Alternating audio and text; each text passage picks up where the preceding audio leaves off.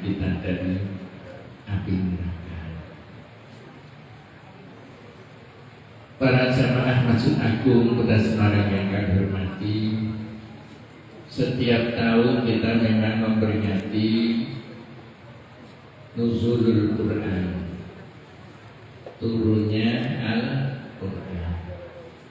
Tentunya ketika kita memperingati Nuzul Quran bukan hanya cerita kapan Al-Quran diturunkan, ya, tanggal berapa, tentunya bukan itu yang akan menjadi pembahasan di dalam setiap peringatan ini. Tetapi kita ingin supaya lebih jauh memahami Al-Quran itu sendiri yang dikatakan oleh Allah Ta'ala sebagai hudan linnas wa bayyinatin minal huda wal furqan atau hudan lil muttaqin. Tetapi dari sisi yang lain, Al-Quran bukan hanya sebagai petunjuk hidup untuk orang-orang yang bertakwa, yang mengharapkan keselamatan di dunia dan di akhirat saja. Al-Quran juga sebagai petunjuk untuk manusia secara keseluruhan, karena semua aspek kehidupan manusia itu ada di dalam Al-Quran. Kalau kita baca salah satu ayat, ma farratna fil kitab min syai', Allah Subhanahu wa ta'ala tidak meninggalkan satu pun urusan atau hal-hal yang ada di dunia ini, baik di dunia maupun di akhirat, kecuali dijelaskan di dalam Al-Quran. Oleh karena itu, di dalam Al-Quran banyak petunjuk-petunjuk atau nilai-nilai yang berkaitan dengan kehidupan sosial, kehidupan ekonomi, kehidupan politik, kehidupan yang lain-lain, termasuk kalau disingkat di dalam bahasa politiknya ekolexosbud, ekonomi, politik, ekonomi, politik, sosial, budaya. Budaya itu termasuk di dalamnya adalah sastra. Nah, beliau inilah Romo Kiai Haji Habibur Rahman Al-Sirozi, termasuk bagian dari yang diberikan oleh Allah Ta'ala dengan kelebihan untuk bisa memahami sastra. Oleh karena itulah nanti santri-santri ataupun remaja yang mungkin ya kepingin tahu dunia sastra di dalam Al-Quran itu seperti apa, barangkali kita nanti akan bisa bersama-sama mendengarkan beliau, sehingga sastra Al-Quran itu bisa menyebabkan orang kafir tunduk dan akhirnya menjadi beriman. Itu juga bagian dari pengaruh sastra yang ada di dalam Al-Quran. Saya kira mari nanti kita ikuti bersama dari Romo Kiai Haji Habibur Rahman Al-Sirozi, ya. Beliau telah melanglang buana menuntut ilmu mulai dari Semarang ke Meranggen, ke Solo, sampai ke Mesir, sampai mungkin kemana-mana lagi. Allah alam, saya belum tahu persis gitu.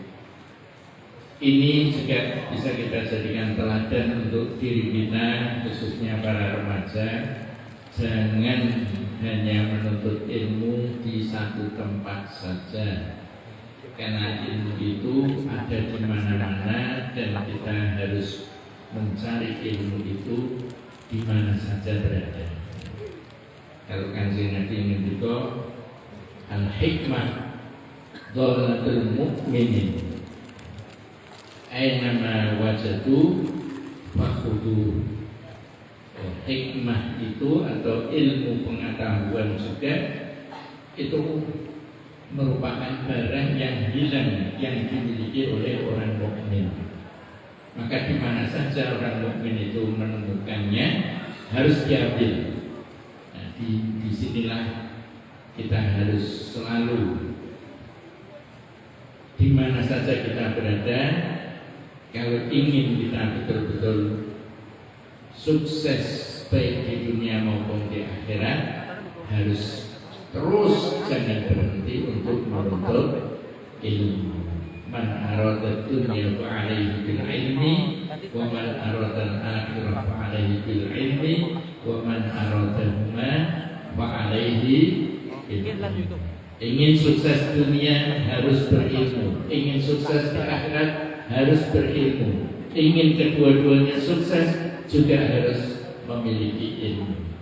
Oleh karena itu sekali lagi pesan saya kepada para jamaah, khususnya para remaja dan para santri, mari tiada hari tanpa membaca ilmu, tiada hari tanpa mencari ilmu. Dan hari ini, malam ini adalah kesempatan yang istimewa yang insya Allah tidak semua kiai seperti beliau Kiai Abdurrahman As-Sirazi.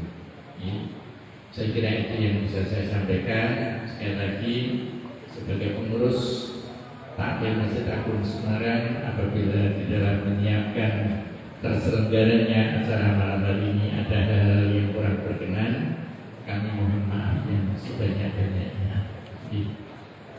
Nyuwun sewu Pak Kiai Sirot Lano Habib Rahman. Memang kami melakukan protokol kesehatan secara ketat. Semua yang hadir di sini harus pakai masker, jaga jarak.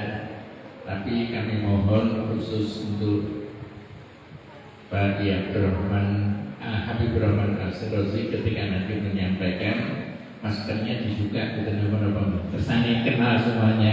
Setuju badan?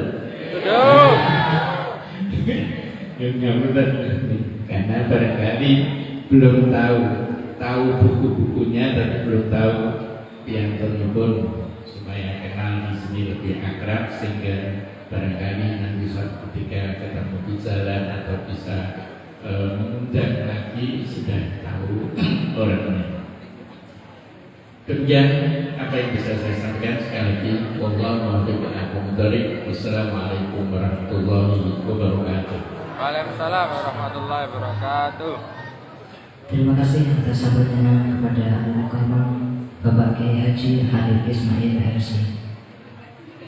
Hadirin hadirat santriwan dan santriwati yang saya cintai, marilah kita ikuti bersama tausiah dalam rangka pengajian akbar peringatan Nuzulul Quran 1442 Hijriah yang akan disampaikan oleh Al-Mukarram Romo Kiai Haji Habibur Rahman Al-Sirazi LC PhD. Beliau merupakan sastrawan sekaligus alumni Universitas Al-Azhar Kairo Mesir dan penulis novel Ayat-Ayat Cinta dan Ketika Cinta Bertasbih, dan masih banyak karya lainnya yang tidak bisa saya sebutkan satu persatu. Kepada beliau Al-Mukarram Kiai Haji Habibur Rahman Al-Sirazi LC PhD kami persilahkan. Allahumma shalli ala Muhammad.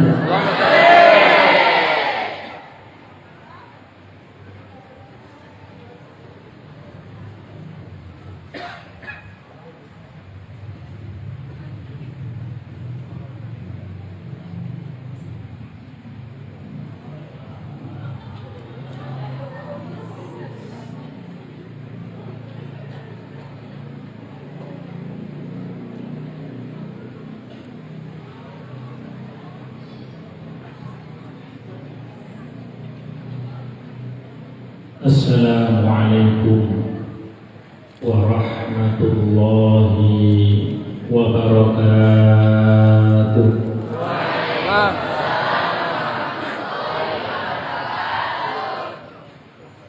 A'udzu billahi minasy syaithanir rajim. Bismillahirrahmanirrahim. Alhamdulillahilladzi anzala al-Qur'an hudan lin-nasi wa bayyinatin minal huda wal furqan. Wassalatu wassalamu ala sayyidil anam sayyidina wa habibina wa maulana Muhammad sallallahu alaihi wasallam alladzi kana khuluquhul Qur'an wa ala alihi wa ashabihi wa man sara ala nahjihi ila yaumiz ziham. Amma ba'd. Hadratul kiram, para alim, para ulama, para kiai, para masyayikh, para habaib, wa fil khusus Syekhona Al-Karim Al-Aziz Romawi Haji Hanif Ismail, kita doakan beliau selalu dijaga kesehatannya oleh Allah Subhanahu wa Ta'ala, dijaga oleh Allah, diberi taufik sehingga kita mendapatkan terus bimbingan beliau, dan juga seluruh takmir Masjid Agung semuanya yang juga semoga selalu dijaga kesehatannya oleh Allah Subhanahu wa Ta'ala, seluruh panitia dan seluruh jamaah, adik-adik semuanya, para remaja yang saya doakan juga semuanya diberi kesehatan dan semua diberi ilmu yang bermanfaat oleh Allah Subhanahu wa Ta'ala. Amin amin ya rabbal alamin. Marilah kita senantiasa bersyukur kepada Allah Subhanahu wa Ta'ala atas segala nikmat yang Allah limpahkan kepada kita semuanya. Meskipun saat ini kita masih dalam kondisi prihatin pandemi COVID-19, tetapi kita bisa merasakan bahwa nikmatnya Allah tidak pernah berhenti sampai kepada kita semuanya.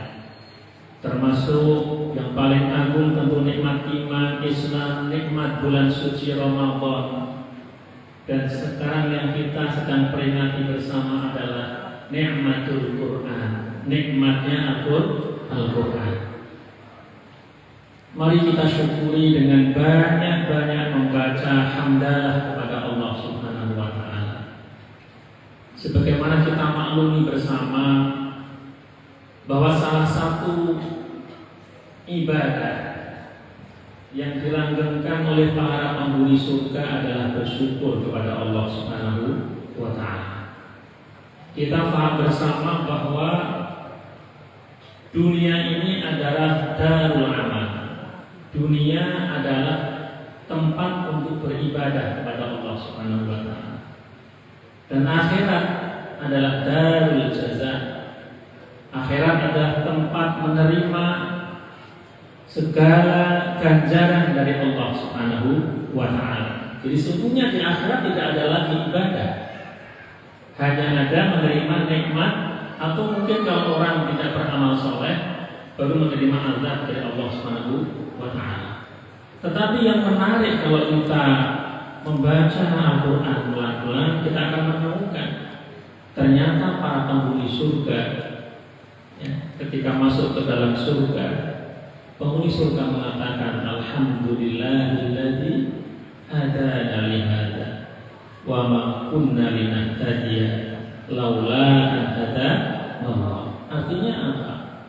Bahwa bersyukur kepada Allah itu tetap dilanggengkan oleh para penghuni surga, dan bersyukur kepada Allah, para ulama sepakat itu bagian dari ibadah kepada Allah Subhanahu wa Ta'ala.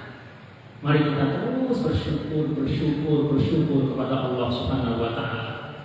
Termasuk kita bersyukur memiliki negeri Republik Indonesia ini.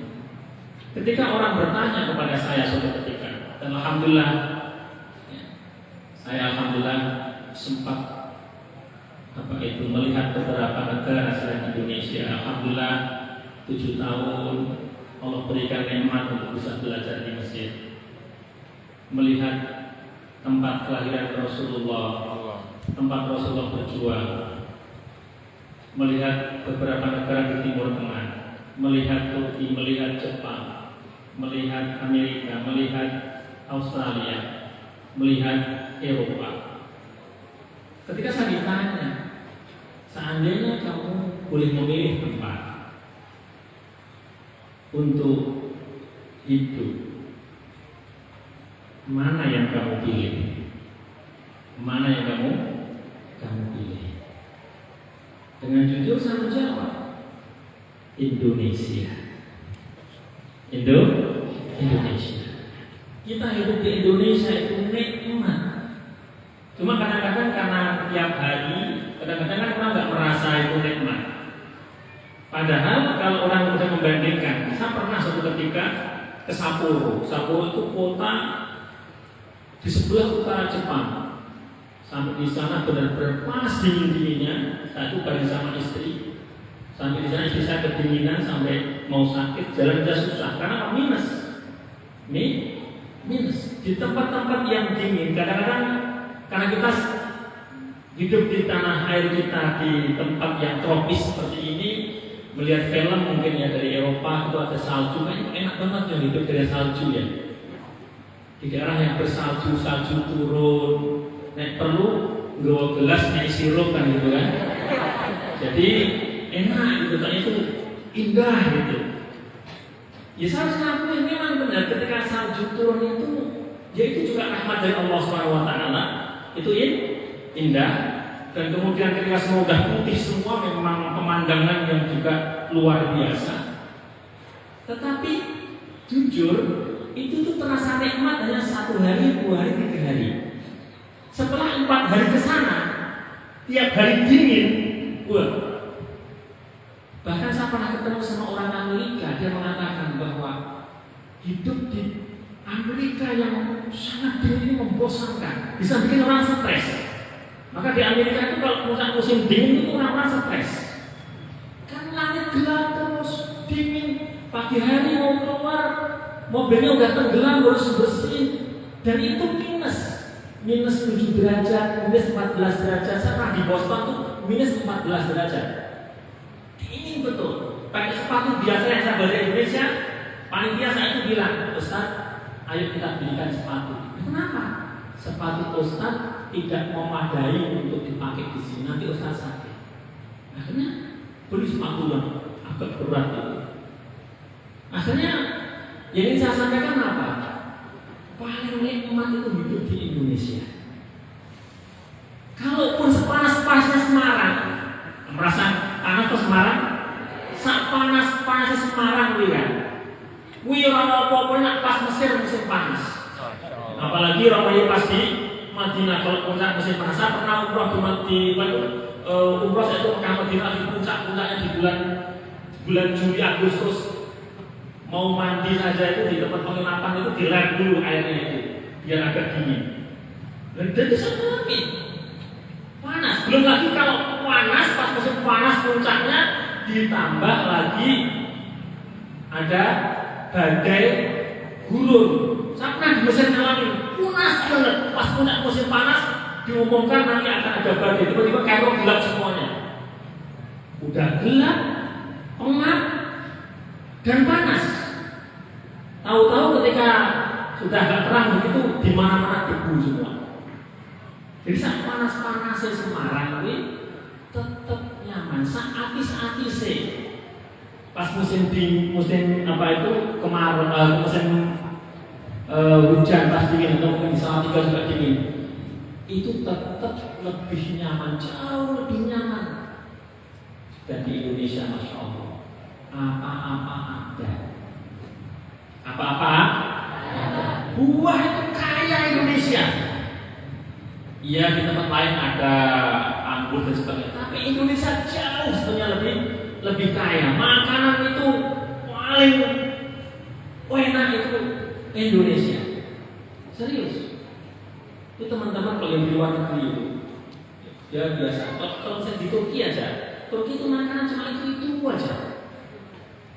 Mesir juga sama, full, bakmia, cuma itu aja. Kalau di Indonesia kan macam-macam.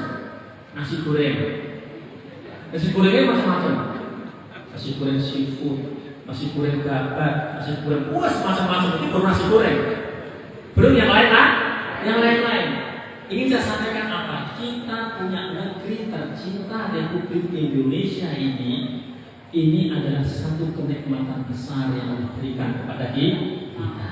Maka mari kita rawat bersama. Kita rawat bersama. Di antaranya adalah dengan berusaha untuk selalu dekat dengan Allah Subhanahu wa Ta'ala. Itu bagian dari kita mensyukuri nikmat Allah. Kita diberi air, diberi tanah, bisa rukuk dan sujud dengan nyaman, bisa ibadah dengan nyaman di bumi yang namanya Indonesia. Termasuk nikmat Al-Quran. Ini nuzulul Quran.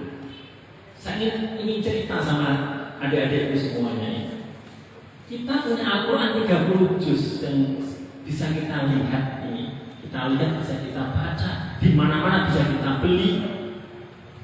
Bahkan kalau misalnya sudah lama kita baca, bukan perlu berlagi, bisa kita beli lagi. Itu kenikmatan yang luar biasa. Dan kita mau baca kapan saja, nggak ada yang melarang. Kemudian kalau masih belum fasih, mau belajar di mana saja ada, tinggal mau apa tidak. Di masjid ini saya menjadi saksi. Waktu kecil saya diajak kakek saya untuk selalu ikut sama Al-Quran sama Hadratus Syekh Abdullah Umar.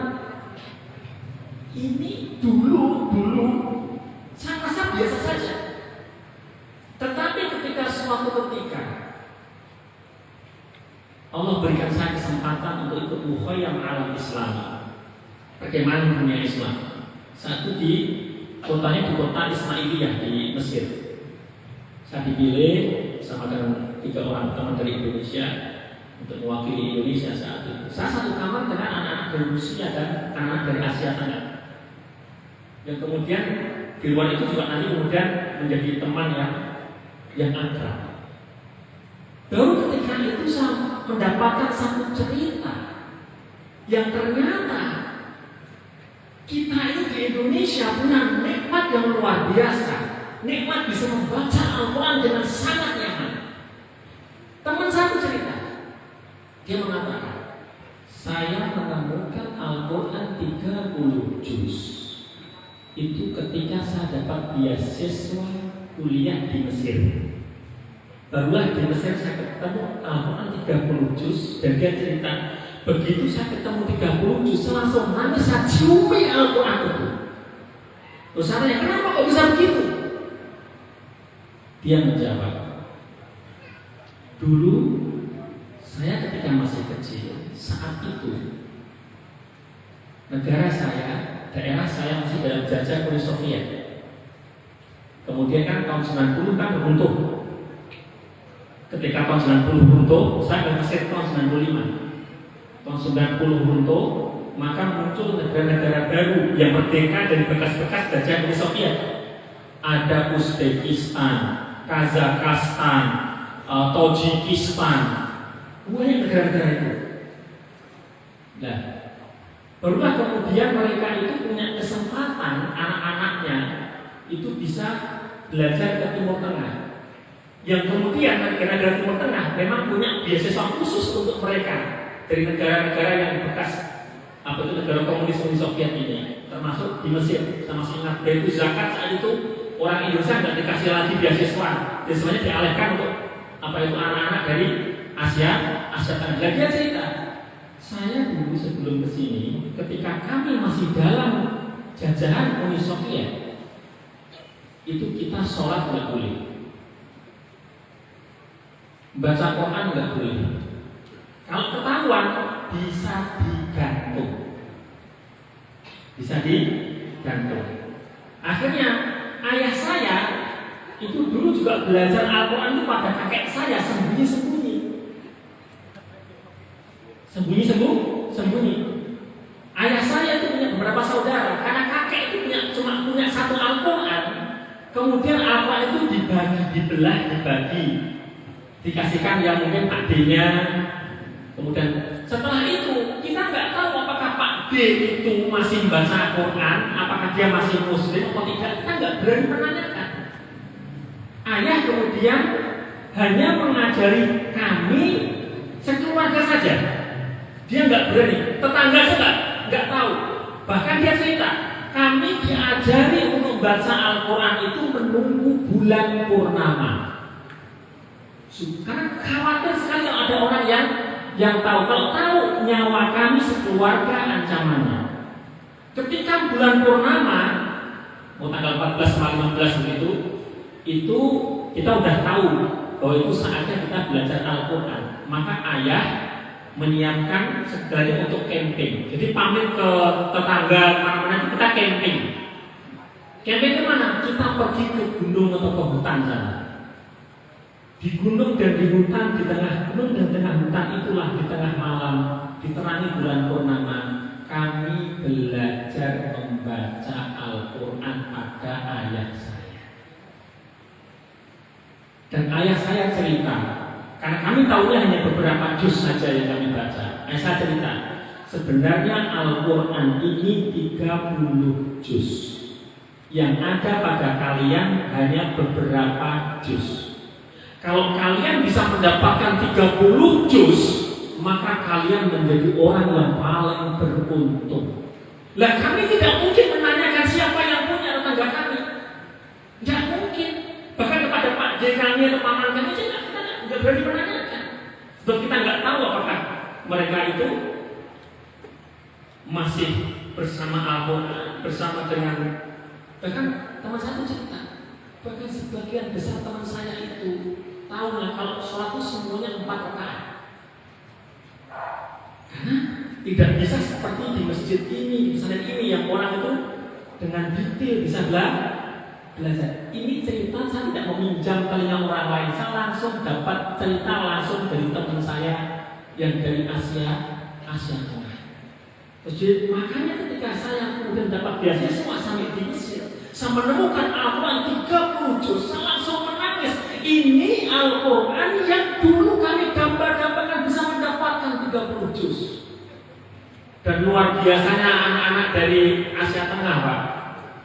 Ketika datang ke Mesir itu nggak tahu apa-apa, kecuali bisa baca alif ba. Tapi sampai di Mesir, kemudian dia belajar setahun itu udah ngomong kayak orang Mesir. Mungkin dia diberi kecerdasan kayak Imam Bukhari itu dari sana juga. Jadi cerdas. Langsung ngomong kayak orang Mesir, cepat mereka. Dan kemudian luar biasa semangatnya ngapal Al-Quran itu. Itu mereka. Dan kemudian dia tanya ke saya, ya, kalau kamu gimana? Pengalaman kamu dengan Al-Quran gimana? Itu saya cerita. Saya belajar Al-Quran pertama kali kenal alif ba dari ibu saya. Kemudian saya belajar di Surau Bilanggar. Kemudian nanti ketika saya sudah lulus sekolah dasar, kemudian khataman di Vietnam, wah itu ada perayaan. Pakai kuda keliling kampung, merayakan Quran. Iya. Nanti saya pulang baru keliling kampung pakai kuda, itu langsung kemudian khataman disimak oleh orang sekampung. Doa khatmul Quran, dia nangis. Indah sekali. Aku pengen yang bikin seperti itu besok di kampung saya. Pengen bikin seperti itu. Padahal itu udah ada sejak zaman dahulu. Dan di sana kalau kita belajar sejarahnya, di Uzbekistan itu tempat Imam Bukhari. Bukhari kan di sana ada ulama-ulama semuanya.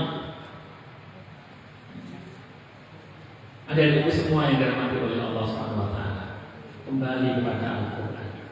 Malam ini kita memperingati Nuzulul Quran. Seperti tadi yang disampaikan oleh Syekhona wa Maulana Hanif Ismail bahwa Al-Quran adalah petunjuk untuk seluruh umat manusia.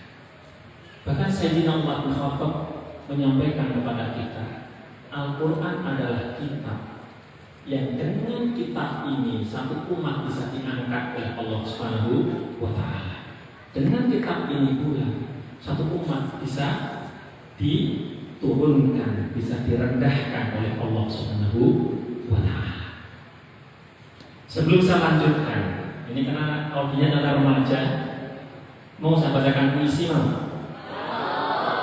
Mau ya izin baca puisi ya mau ya? Saya bacakan puisi ya.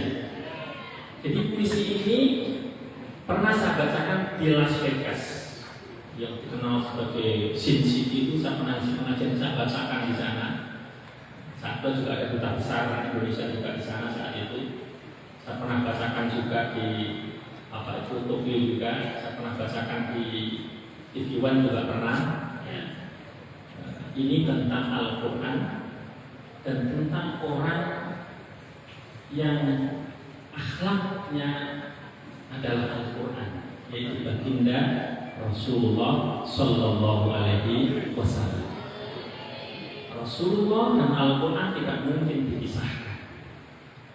Kalau kita ingin tahu Al-Quran yang berjalan, itulah baginda Rasulullah Sallallahu Alaihi Wasallam. Saya bacakan judulnya Al-Quran Bernyawa.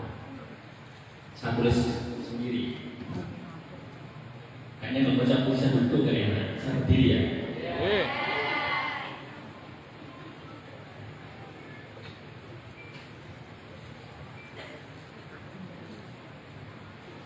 Al-Quran Bernyawa.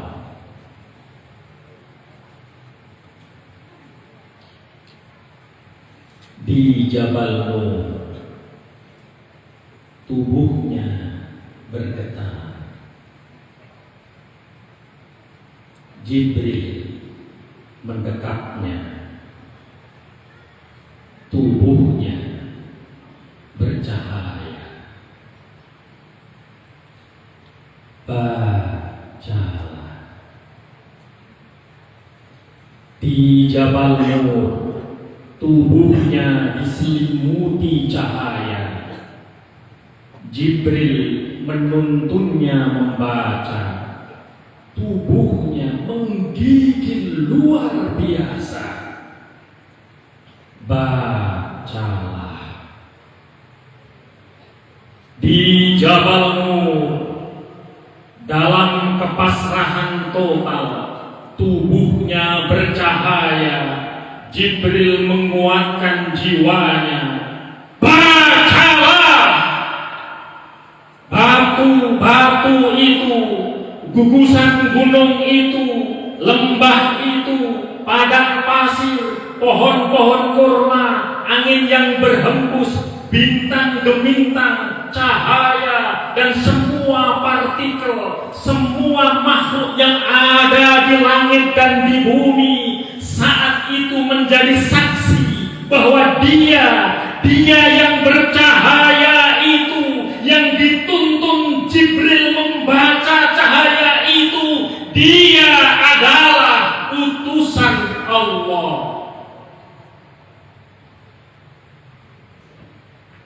Sejak itu dia membaca cahaya, dia membawa cahaya, dia menyampaikan cahaya, dia menyibak kegelapan dengan cahaya ayat-ayat Allah. Cahaya itu ia potong-potong, ia bagi-bagi rata dan sama, tak kurang tak lebih, ia takar dengan sempurna. Setiap potongan cahaya menjadi cahaya yang sempurna. Ia letakkan dan ia sebar di Makkah, di Taif, di Madinah, dan di seluruh penjuru jazirah. Lalu ia ratakan ke belahan timur dan barat dan ke seluruh sekalian alam.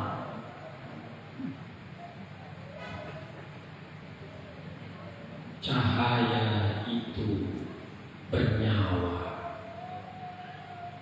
Cahaya itu menghidupkan jiwa-jiwa yang mati, menyembuhkan peradaban yang sekarat. Lihatlah, lihatlah pengembala domba yang tidak bisa membaca itu menyentuh dunia dengan cahaya. Apa saja yang disentuhnya menjadi hidup, menjadi bahagia. Bacalah dengan menyebut nama Tuhanmu yang menciptakan. Dia membaca ayat-ayat Tuhan hidup dalam nadinya. Dialah Al-Quran yang hidup dan bernyawa. Para tiran tumbang berhadapan dengannya. Para sahaya menjadi mulia melebihi para raja karena ikut di belakangnya. Dan ketika gunung-gunung meletus, langit pecah, bumi terbelah, bumi diselimuti api, semua sekarat dan mati.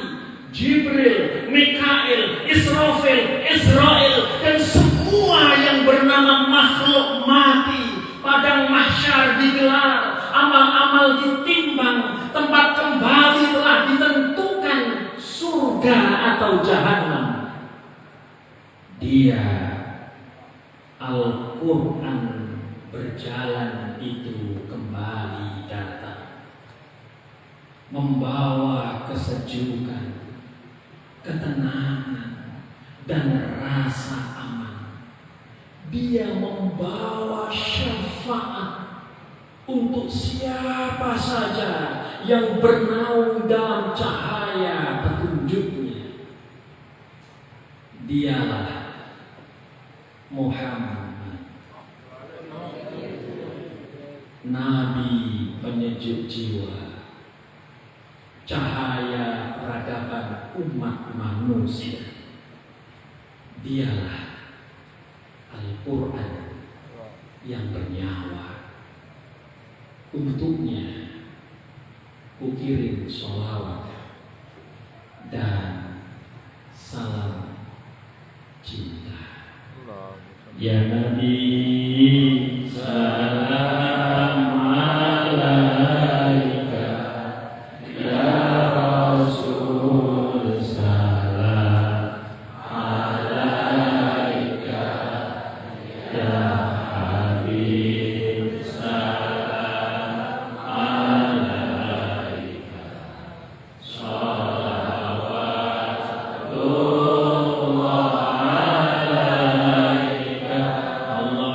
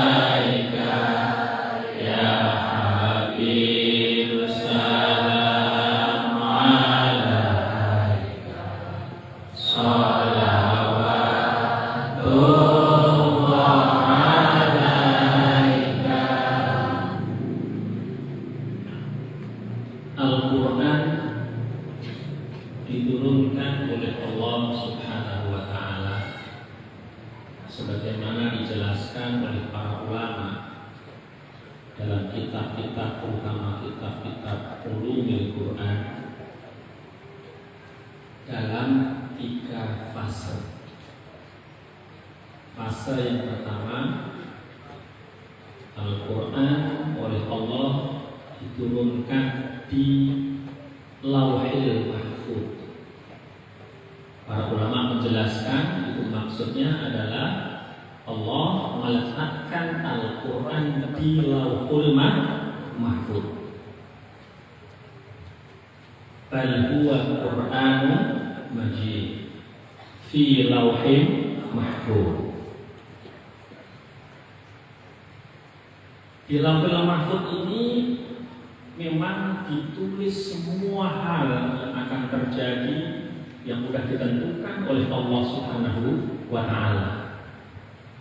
Dan karena Al-Quran akan diturunkan kepada kekasihnya sebagai Nabi akhir zaman, tentu saja sudah ada di Lauhul Mahfuz. Kemudian fase yang kedua, Allah Subhanahu wa Ta'ala menurunkan Al-Quran dari Lauhul Mahfuz ke Baitul Izzah fi sama'id dunya, di langit dunia. Tempatnya di mana? Yang tahu Allah Subhanahu wa Ta'ala. Yang jelas kita mengimani karena disampaikan berita itu oleh Al-Quran. Itulah yang dikenal dengan Nuzulul Quran, turunnya Al-Quran pada malam Lailatul Qadar, yang tadi sudah disampaikan oleh Romo Yai yang menyampaikan kultum tadi. Inna anzalnahu fi lailatul qadar. Inna anzalnahu fi lailatin mubarakah. Itu adalah Al-Quran diturunkan jumlatan wahidatan, gelondongan 30 juz, enggak kurang enggak lebih, dari Lauhul Mahfuz ke Baitul Izzah di langit dunia. Kemudian para ulama menjelaskan di antara hikmahnya Al-Quran diturunkan dari Lauhul Mahfuz ke langit dunia jumlatan wahidatan, gelondongan 30 juz, yang kemudian akhirnya kita mengetahui bahwa Al-Quran beberapa kali turun. Hikmahnya apa? Pertama, menurut para ulama yang bisa kita baca dalam kitab-kitab mereka adalah litafkhimi sya'nil Quran wa litafkhimi sya'ni man unzila alaihi Quran, untuk mengagungkan, tafkhim ta'zim, mengagungkan Al-Quran itu sendiri, menunjukkan agungnya Al-Quran sampai seluruh penghuni langit harus tahu ini ada kitab yang luar biasa, yaitu Al-Quran, dan seluruh penghuni langit diumumkan oleh Allah SWT. Ini akan diturunkan kepada kekasihnya Allah, makhluk yang paling mulia, yaitu Nabi Agung Muhammad Sallallahu Alaihi Wasallam. Yang ketiga, Al-Quran diturunkan dari Baitul Izzah biwasitati Ar-Ruhil Amin, dengan perantaraan Ruhul Amin, yaitu malaikat Jibril, kepada baginda Rasulullah Sallallahu Alaihi Wasallam munajjaman, berangsur-angsur. Dimulai dari surat Al-Alaq 1 sampai 5. Bismillahirrahmanirrahim. Iqra bismi rabbikal ladzi khalaq, khalaqal insana min 'alaq. Iqra wa rabbukal akram alladzi 'allama bil qalam, 'allamal insana ma lam ya'lam. Para ulama ada sedikit perbedaan tentang kapan pertama kali baginda Rasulullah Sallallahu Alaihi Wasallam menerima wahyu. Artinya kapan pertama kali Al-Quran diturunkan dari Baitul Izzah kepada Nabi terakhir, Nabi Agung Muhammad Sallallahu Alaihi Wasallam. Sebagian berpendapat itu ada di 17 Ramadan, di bulan suci Ramadan tanggal 17. Ada yang berpendapat di tanggal 18-nya. Syekh Syafi'i Rahman Al-Barakfuri dalam Ar-Rahim Al-Mahkum berpendapat di tanggal 21. Karena menurut beliau tanggal 20 Ramadan tahun itu adalah pas hari Senin. Sementara beliau menyampaikan ada hadis bahwa Rasulullah itu berpuasa hari Senin. Ketika ditanya kenapa berpuasa hari Senin, itu adalah hari di mana aku dilahirkan, hari di mana aku menerima diutus pertama kali. Ya. Maka beliau mengatakan itu ada di tanggal 21. Ada yang berpendapat di tanggal 28. Ada yang berpendapat di bulan Rabiul Awal. Gak usah pusing. Gak pusing. Tapi semua ulama sepakat bahwa wahyu yang pertama kali diturunkan kepada baginda Rasulullah Sallallahu Alaihi Wasallam itu diturunkan, mayoritas ulama, jumhur ulama itu diturunkan di bulan suci Ramadan. Dalilnya syahrul Ramadan alladzi unzila fihi al-Qur'an hudan lin-nasi wa bayyinatin minal huda wal furqan. Al-Quran diturunkan gelondongan 30 juz dari Lauhul Mahfuz ke Baitul Izzah di bulan suci Ramadan. Demikian pula Al-Quran diturunkan munajaman pertama kali pertama diturunkan kepada baginda Rasulullah juga di bulan suci Ramadan. Kita mengikuti ijtihad para ulama yang mengatakan bahwa itu tanggal 17 Ramadan. 17 Ramadan itu yang kita peringati ini adalah kita memperingati Al-Quran diturunkan kepada baginda Rasulullah Sallallahu Alaihi Wasallam. Nah, kenapa Al-Quran diturunkan berangsur-angsur? Karena dulu orang-orang kafir ketika mengetahui Al-Quran diturunkan, kadang-kadang hari ini turun, kemudian kapan lagi, kemudian baginda Rasulullah mengabarkan ada ayat lagi. Itu orang-orang kafir Quraisy sempat protes juga. Orang kafir itu sempat protes. Kenapa enggak diturunkan jumlatan wahidatan seperti diturunkannya kepada Nabi Musa alaihissalam? Kenapa tidak seperti itu? Allah menjawab, kadzalika linusabbita bihi fuadak. Demikianlah apa diturunkan dengan berangsur-angsur itu untuk mengokohkan Al-Quran ke dalam jiwa, supaya apa itu kokoh dalam jiwa baginda Rasulullah Sallallahu Alaihi Wasallam. Semoga juga supaya mudah diterima oleh umatnya, supaya saat para sahabat juga mudah menghafalnya. Juga karena Al-Quran ini adalah kitab yang menjadi mukjizat, yang setelah Al-Quran tidak ada kitab yang lain lagi. Setelah Nabi Muhammad tidak ada nabi lagi. Maka Al-Quran menjadi petunjuk yang sempurna untuk umat manusia. Karena petunjuk yang sempurna, maka harus mudah difahami dengan sempurna oleh umat manusia. Dan itu akan terjadi kalau Al-Quran diturunkan sesuai dengan kondisi yang dihadapi oleh baginda Rasulullah Sallallahu Alaihi Wasallam. Sehingga ada dialog yang dalam antara Al-Quran yang dihadapi oleh manusia. Manusia punya persoalan, Al-Quran menjawab. Dari situ kemudian inilah mukjizatnya Al-Quran. Kemudian juga untuk menunjukkan bahwa Al-Quran ini benar-benar kalamullah, benar-benar firman-Nya Allah. Buktinya apa? Meskipun diturunkan berangsur-angsur, sebagian diturunkan di Makkah, sebagian di Madinah, kadang satu ayat, kadang dua ayat, kadang satu surat.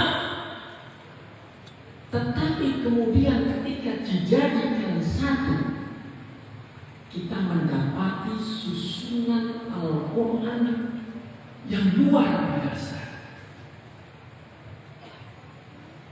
Jangan dibayangkan bahwa turunnya ayat-ayat Al-Quran itu urut seperti Al-Fatihah, kemudian Al-Baqarah begitu. Urutan itu berbeda dengan urutan turunnya Al-Quran. Kita tahu bersama, yang pertama ditentukan oleh Allah adalah Al-Alaq 1 sampai 5 dan seterusnya. Nanti kemudian ketika Rasulullah mudarasah dengan Jibril mengatakan, wahai Muhammad, ayat ini letakkan setelah ayat ini, ayat ini letakkan setelah ayat ini, surat ini letakkan setelah surat ini. Jadilah susunan yang indah sekali, yang tidak ada yang mampu menyusun seperti itu. Itu menunjukkan Al-Quran kalamullah. Kalau Al-Quran bukan kalamullah, nanti gak akan rapi seperti itu. Karena satu surat yang panjang itu kadang-kadang ini diturunkan di sana, diturunkan kejadian ini jadi ini. Tapi kemudian susunannya menjadi sangat indah sekali. Misalnya surat Al-Alaq. Setelah Al-Alaq, surat Al-Qadar. Al-Alaq kita diminta untuk membaca. Iqra bismi rabbikal ladzi khalaq, khalaqal insana min 'alaq, iqra wa rabbukal akram alladzi 'allama bil qalam. Setelah itu kan tidak langsung Al-Qadar. Setelah Al-Alaq diturunkan, yang diturunkan berikutnya bukan Al-Qadar. Ada Al-Muzammil setelah itu. Tetapi dalam susunan mushaf kita mendapati setelah Al-Alaq ada Al-Qadar. Dan kemudian kalau kita membaca para ulama mengkaji tentang kaitan surat satu dengan surat yang lain, kita akan mendapatkan satu susunan yang indah. Karena setelah Al-Alaq Al-Quran kita diinfokan yang pertama, inna anzalnahu fi lailatul qadar. Itu kembali kepada sesuatu yang dibaca, yaitu Al-Quran. Allah menurunkan satu bacaan yang lengkap yang untuk dibaca oleh umatnya baginda Rasulullah Sallallahu Alaihi Wasallam, yaitu Al-Quran. Adik-adik remaja yang dimuliakan oleh Allah Subhanahu Wa Taala, semuanya panitia sampai jam berapa? Enggak, masalahnya saya suka cerita sama Yai. Cerita kalau kita jam 12 dulu. Maka jangan sampai ini orang nih. Sampai jam berapa? Mas Taufik sampai jam berapa Mas? Ini udah jam 10. Adik-adik sampai jam berapa? Serius? Sampai sahur saya yang repot. Baik, adik-adik sudah memahami tentang turunnya Al-Quran. Sekarang izinkan saya mengajak adik-adik menghayati seperti tadi yang disampaikan oleh Pak Moyai, bahwa Al-Quran adalah petunjuk untuk kita semuanya, petunjuk untuk umat manusia. Al-Quran adalah syifa, adalah obat. obat segala obat. Obat untuk penyakit yang tampak maupun penyakit yang tidak tampak. Obat untuk penyakit ruqyah, obat untuk solusi berbagai macam persoalan, termasuk solusi peradaban, termasuk solusi kehidupan. Ada di semua yang semoga semua dirahmati oleh Allah Subhanahu wa taala. Al-Qur'an memiliki pengaruh pada semua makhluknya Allah Subhanahu wa taala. Pada orang-orang kafir bahkan Al-Qur'an juga memiliki pengaruh. Abu Jahal dan teman-temannya meskipun seterang-terangan Abu Jahal dan teman-temannya itu meminta agar jangan mendengarkan Al-Qur'an. Sebab kalau kamu mendengarkan Al-Qur'an kamu terhasut, kamu tersihir. Tetapi Abu Jahal dan teman-temannya tidak bisa mengingkari tentang keindahan Al-Qur'an, tentang kedahsyatan Al-Qur'an. Mereka semuanya adalah orang-orang yang mengerti tentang balaghah, tentang keindahan tata bahasa Arab. Mereka tahu bahasanya seorang penyair.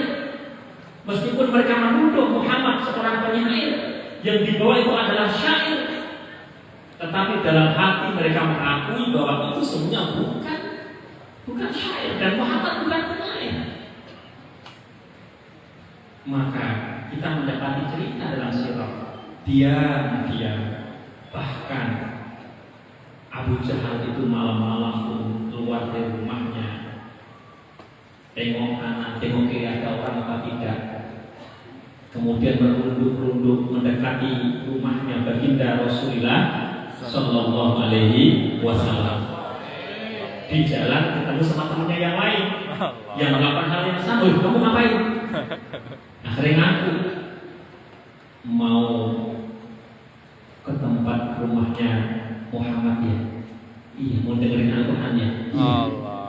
Akhirnya mereka tetap mendengarkan Al-Qur'an.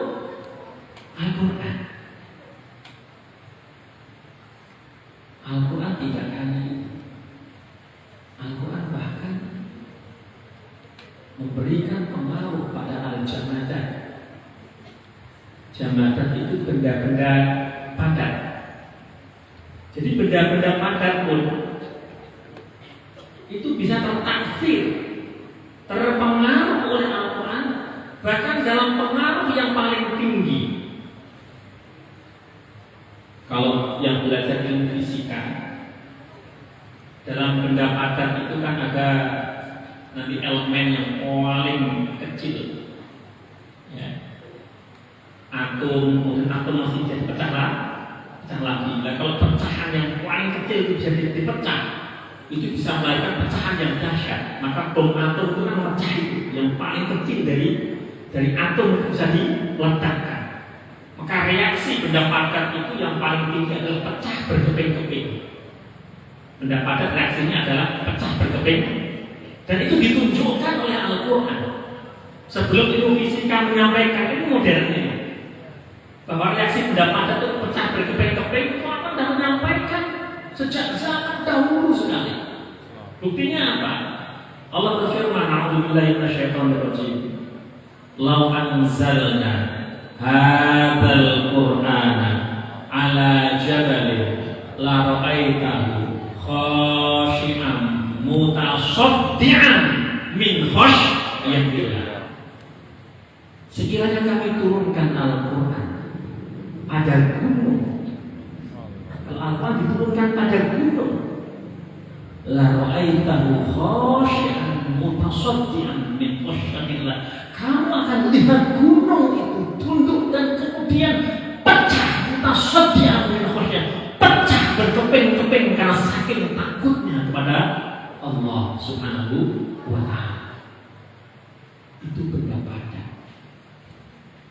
Sekiranya apa diturunkan pada gunung-gunung akan pecah berkeping-keping karena takut kepada Allah Subhanahu wa ta'ala. Al-Quran juga bisa memberikan takfir kepada makhluk yang namanya jin. Jin itu bisa tertaksir oleh Al-Quran. Dan jin juga mengakui tentang indahnya Al-Quran. Silahkan dibaca di surat jin itu. Bagaimana jin itu mengakui bahwa Al-Quran itu memberikan petunjuk. Di tempat yang lain, jin itu bisa terbakar oleh Al-Quran. Kalau kita baca kitabnya para ulama itu, ada seorang ulama yang dia masuk ke satu tempat, satu rumah yang kosong, dan dia merasa bahwa rumah itu agak kurang nyaman. Maka dibacakanlah ayat kursi.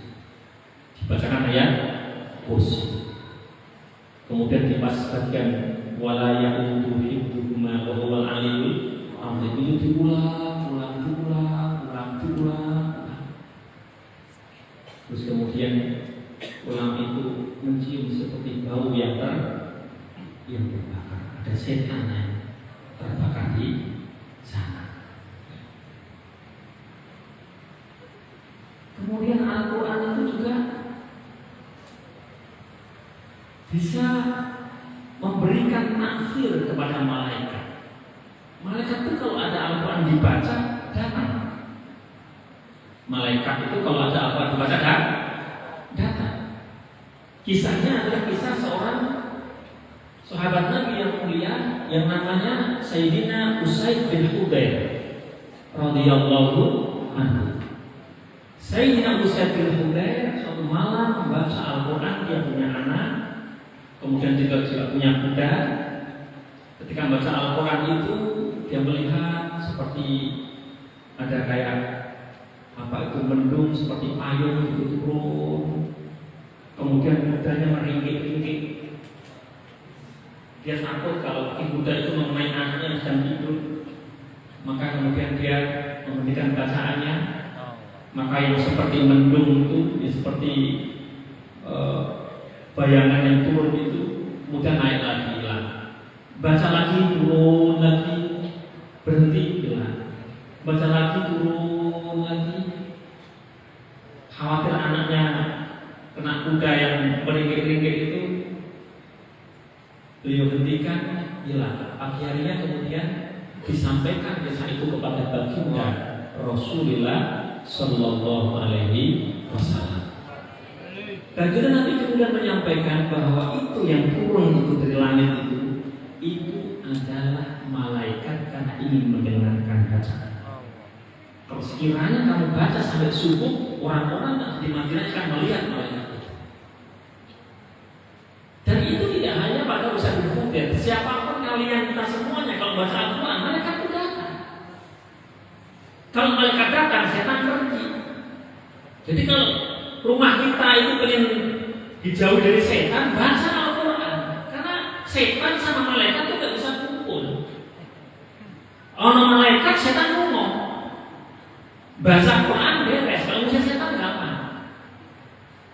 Nah kalau ada orang baca Quran, ada orang yang pergi, ngakui. Oh mana yang mau baca Quran kok genting, ngakui seperti aja.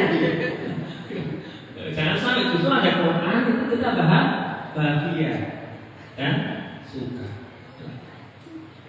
Yang ini kemudian kita ambil ibrahnya apa? Kalau itu semuanya itu bisa ternaksir oleh Al-Quran, mestinya kita ini yang memang Al-Quran berfirman kepada kita, mestinya kita ini lebih ternaksir dibandingkan gunung, dibandingkan itu semuanya. Pertanyaannya adalah, sudah seberapa besar Al-Quran mempengaruhi hidup kita? Ini sudah seberapa besar Al-Quran mempengaruhi hidup kita? Apakah hidup kita sudah diprogram oleh Al-Quran, ataukah remaja justru diprogram oleh game.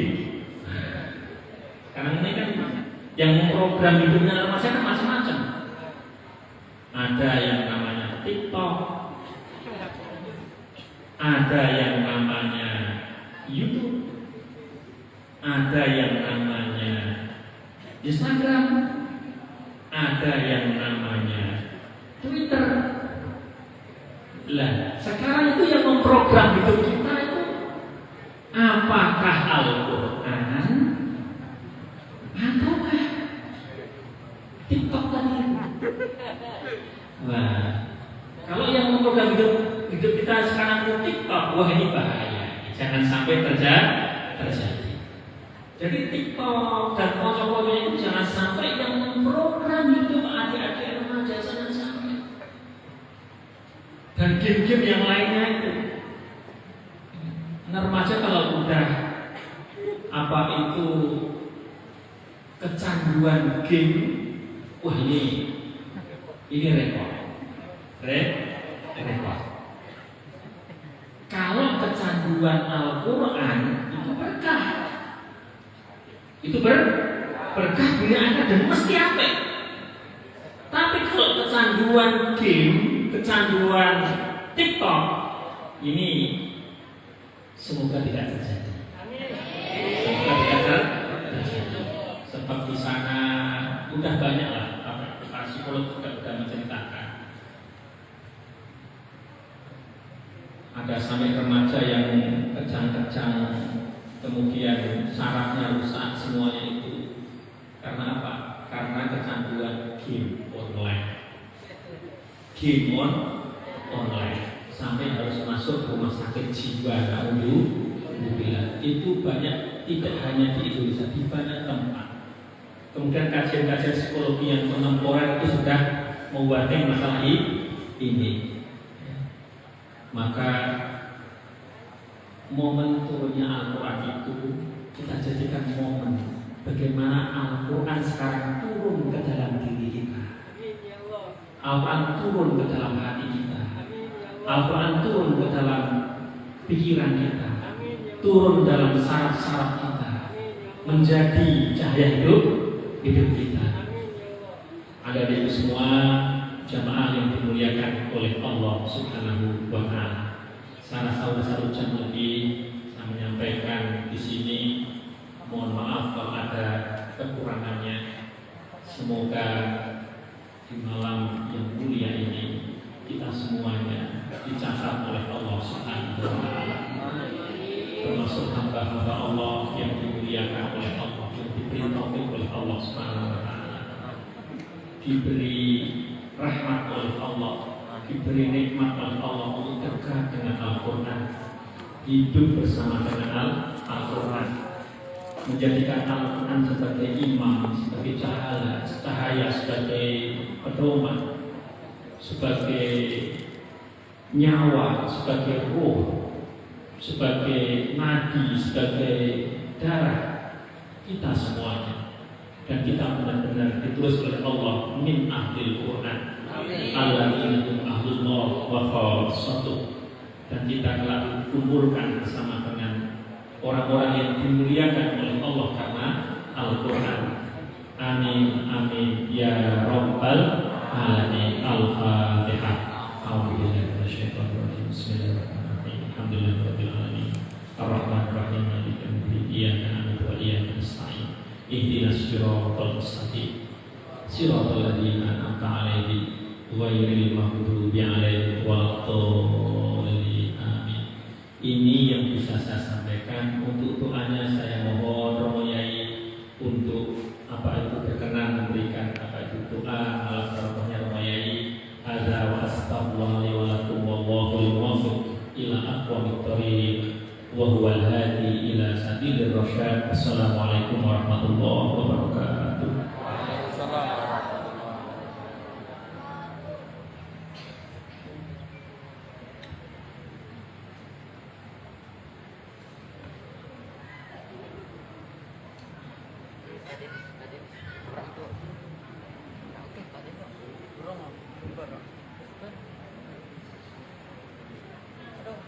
Bismillahirrahmanirrahim.